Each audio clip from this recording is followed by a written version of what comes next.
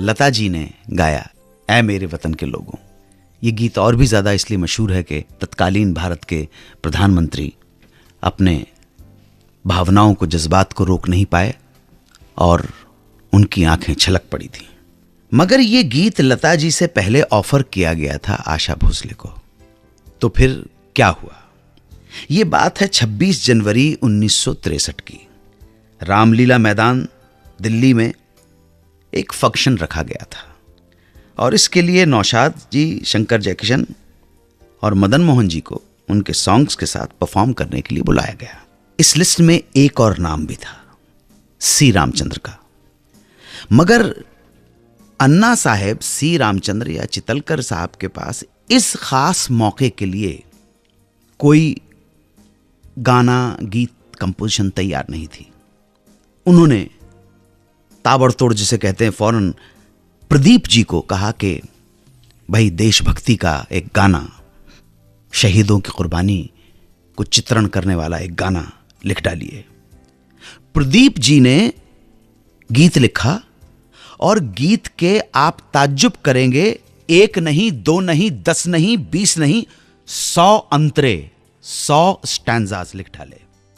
और 15 दिनों की सिटिंग के बाद 5-6 अंतरे फाइनल कर लिए गए। सी रामचंद्र और लता मंगेशकर चूंकि उन दोनों साथ काम नहीं कर रहे थे, तो ग्रेट सी रामचंद्र ने आशा जी से इस सॉन्ग को गवाने का निर्णय लिया।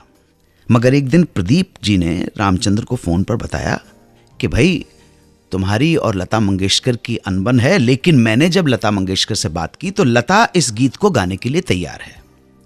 अब एक तरफ रामचंद्र जी का फैसला, सी रामचंद्र जी का फैसला, और दूसरी तरफ ये ऑफर, कंसेंट के लता जी गाने को तैयार हैं। ऐसी हालात में सी रामचंद्र ने सोचा कि मैं ये गीत दोनों से साथ गवाऊंगा। गौर से सुनिएगा। अब फंक्शन से 3 दिन पहले 23 जनवरी को आशा जी और लता जी दोनों पहुंच गईं सी रामचंद्र के यहां।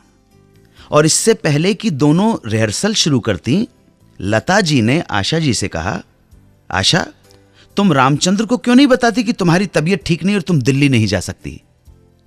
लता जी के ऐसा कहने पर आशा भोसले जी ने रामचंद्र को बाहर बुलाया और इस गाने को गाने के लिए मना कर दिया। सी रामचंद्र जी समझ नहीं पाए, असमंजस में थे। आशा से कहा, तुम जानती हो असल में मैं ये गीत तुमसे ही गवाना चाहता था। लता तो बाद में आई, तुम ऐसा कैसे कर सकती हो, कैसे पीछे हट सकती हो? मगर आशा नहीं मानी और वहां से बिना कोई कन्विंसिंग जवाब दिए चली गई। सी रामचंद्र को बुरा तो बहुत लगा।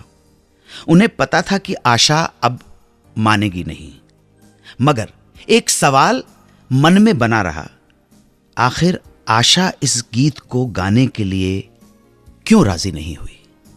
सी रामचंद्र के दिमाग में ये ख्याल, ये सवाल हमेशा कचोटता रहा कि आशा ने लास्ट मोमेंट पे गाना गाने से क्यों मना कर दिया। ऐसा क्यों हुआ, ये बात सी रामचंद्र कभी भी नहीं जान पाए।